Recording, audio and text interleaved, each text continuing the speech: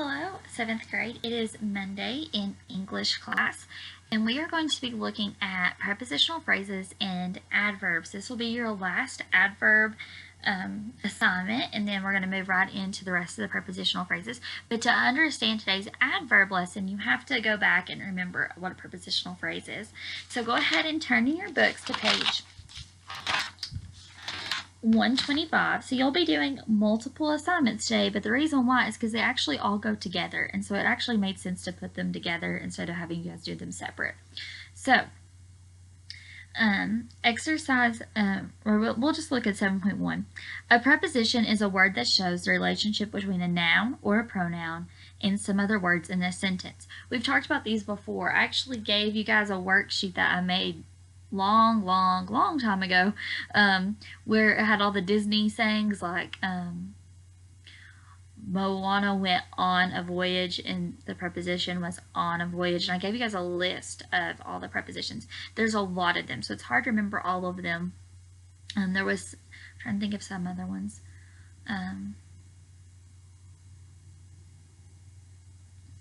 Maybe you could think of during Cinderella's night out, she lost her shoe. Above the sky. But also remember, I know you guys really talked about how you guys remember prepositions as they show position. However, that's not always the case. So during doesn't show a preposition, or doesn't show a position, sorry. So keep that in mind as most of these in your book do show positions, except for one of the ones that they gave was throughout and among. So that doesn't necessarily always show a position. Before, that doesn't show a position. So go flip on back in your book to 6.5. So we kind of went through and we've kind of refreshed our memories on what some prepositions were. So let's look at adverb phrases and clauses. So prepositional phrases can be used as adverbs. What's an adverb? Ask how, when, where. And a lot of times the answers to that is in prepositional form, such as this example is my family travels in the summer. You could say I went to the beach during spring break. So that one had two prepositions in it. Last year we went to Florida. We were eager for our trip. We arrived late in the evening. All those are prepositional phrases that also are being used as adverbs. We call these adverb phrases. A dependent clause that acts as an adverb is called an adverb clause. So what is a dependent clause? If you remember, back to conjunction, junction, what's your function? When you want to do comma and, comma but, comma so in a sentence, you do that when you take two independent clauses and put them together. So you don't have to, if it's a dependent clause, you do not. So let's look at what makes it a dependent clause. A dependent clause does not express a complete thought and cannot stand on its own. A clause is a group of words that does contain a subject and a predicate, but it does not stand on its own. So it's not a complete sentence, whereas an independent is. If you've ever hear the word, you've probably heard you're so independent, meaning you like to do things all on your own. And if you've ever heard, oh, they're a very dependent person, they rely on someone else. So maybe that's the way you guys can keep it apart and understand. So common conjunctions used to introduce adverb clauses are although, after, as, because, before, if, in order, that, provide, that, since, so that. These we use a whole lot in transitions, in our transitional writing, when we have that transition right after our last sentence of our last paragraph before we start our new paragraph.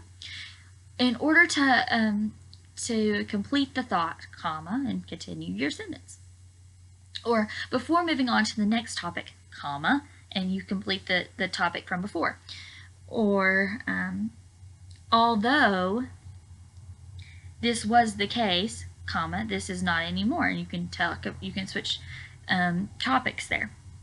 So all those are good to use when writing. If you look at exercise 1 in your books, it'll say identify the adverb phrase or phrases in each sentence. Tell the word each phrase describes.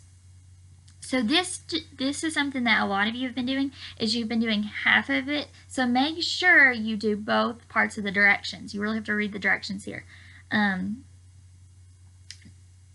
So I'm going to do number 1 with you, and then you're going to do 2 through 6 even on your own.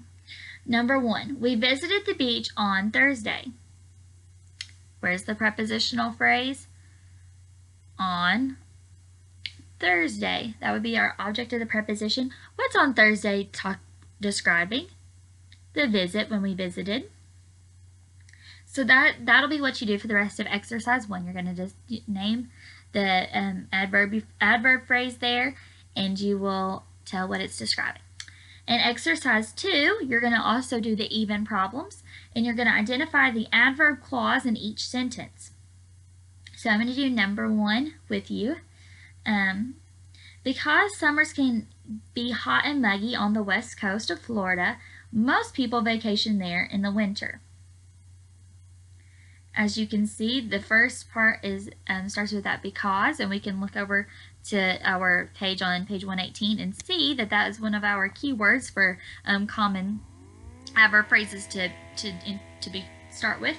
And so I know that because summers can be hot and muggy on the west coast of Florida is my adverb phrase. So that's what you'll be doing in each of those sentences. All right, now flip back over to where we were in 7.1 on page 125, and you're going to also do exercise 1, the even problems only. Don't do all of them.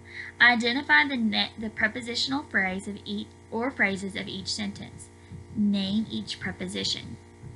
So once again, I'm going to do number 1 with you. People owe a debt to the painter George Catlin. To the painter George Catlin would be the prepositional phrase. To is the preposition. Alrighty. So that is all I have for you guys today, and then tomorrow we're going to dive into a little bit more about how prepositions do not always show position.